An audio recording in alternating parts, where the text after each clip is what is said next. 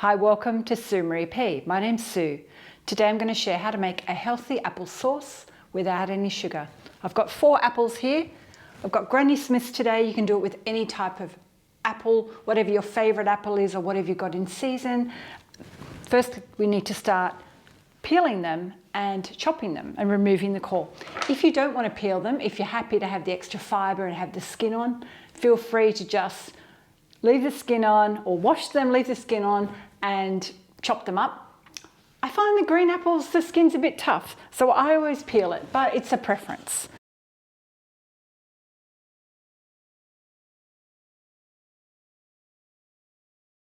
Now I'm going to add 1/3 cup of water, and I've got some lemon juice here, and I'm just going to add 2 tablespoons today.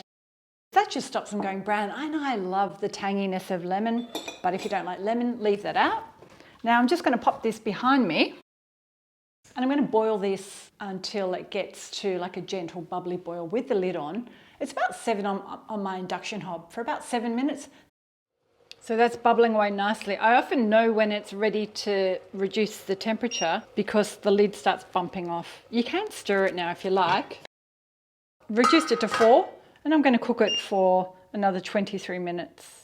So the apples are all done. About 5 minutes ago, I stirred them, so the apples all dissolved, and I think it looks really good. Now, I don't mind a little bit of a chunky sauce, but if you want to make them finer, you can mash them with a fork. You could puree them with a stick blender. So that's my healthy applesauce, all cooked. We like to have it on our granola for breakfast. You could have it for dessert. You could just eat it on its own for a snack. Or you could add it into recipes instead of sugar. Hope you've enjoyed watching how to make a healthy applesauce without sugar. Thanks for watching.